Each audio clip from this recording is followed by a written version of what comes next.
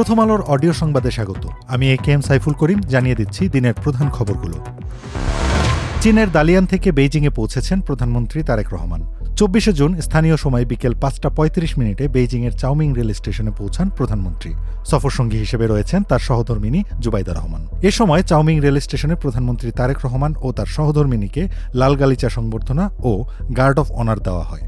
Rail station থেকে প্রধানমন্ত্রীকে বিশেষ মোটর শোভাযাত্রা সহকারে চীনের রাষ্ট্রীয় অতিথি ভবনে নিয়ে যাওয়া হয়। বেইজিংয়ে প্রধানমন্ত্রী ও তার সহধর্মিণী সহ সফরসঙ্গীরা এই গেস্ট হাউসেই থাকবেন।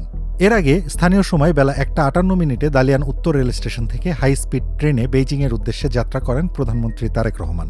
বেইজিংয়ে পৌঁছানোর আগে সকালে চীনের দালিয়ান আন্তর্জাতিক সম্মেলন কেন্দ্রে স্থানীয় সময় সকাল 10টায় ওয়ার্ল্ড ইকোনমিক ফোরাম আয়োজিত গ্রীষ্মকালীন দাভোসে বার্ষিক সভায় অংশ নেন প্রধানমন্ত্রী। মালয়েশিয়ায় 2 দিনের সফর শেষে গত সোমবার সফরসঙ্গীদের নিয়ে চীনের দালিয়ানে পৌঁছান প্রধানমন্ত্রী তারেক রহমান। রাজধানীর মিরপুর মডেল থানায় করা জুলাই গণ অভ্যুত্থানের সময় একটি হত্যাচেষ্টা মামলায় সাবেক সংসদ সদস্য ও সঙ্গীতশিল্পী মমতাজ বেগমকে গ্রেপ্তার দেখানোর আদেশ দিয়েছেন আদালত। পুলিশের আবেদনের পরিপ্রেক্ষিতে বুধবার ঢাকার মেট্রোপলিটন ম্যাজিস্ট্রেট এ আদেশ দেন। রাষ্ট্রপক্ষের আইনজীবী ওমর ফারুকী প্রথম আলোকে এ তথ্য নিশ্চিত করেছেন। মমতাজকে 24 জুন আদালতে হাজির করা হয়। তাকে গ্রেপ্তার দেখানোর আবেদনটি করেন মামলার তদন্ত কর্মকর্তা মিরপুর মডেল থানার উপপরিদর্শক মোহাম্মদ আজিজুল হক।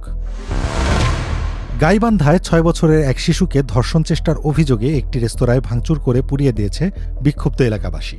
24 জুন দুপুরে সদর উপজেলার ভেড়ামারা রেলসেতু এলাকার জাফলং চাইনিজ ফাস্টফুড অ্যান্ড রেস্তোরাঁয় এ ঘটনা ঘটে।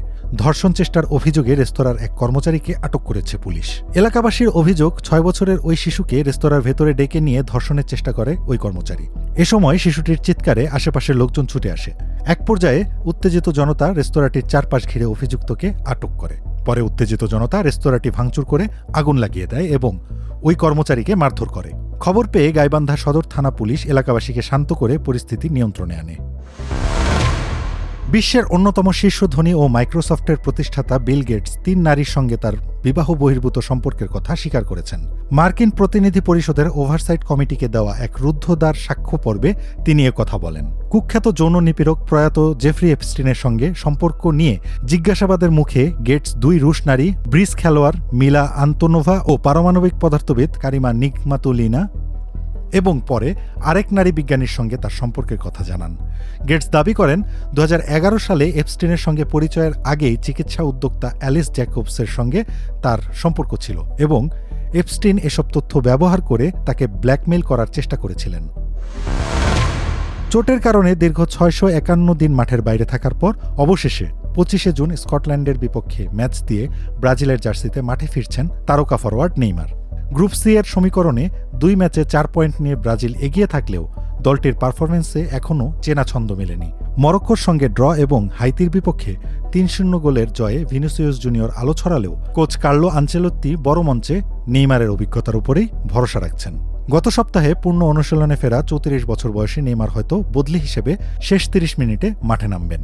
ব্রাজিলের প্রতিপক্ষ স্কটল্যান্ড বিশ্বকাপে কখনও দক্ষিণ আমেরিকার কোনো দলের বিপক্ষে জিততে পারেনি। এই ছিল এখনকার মতো।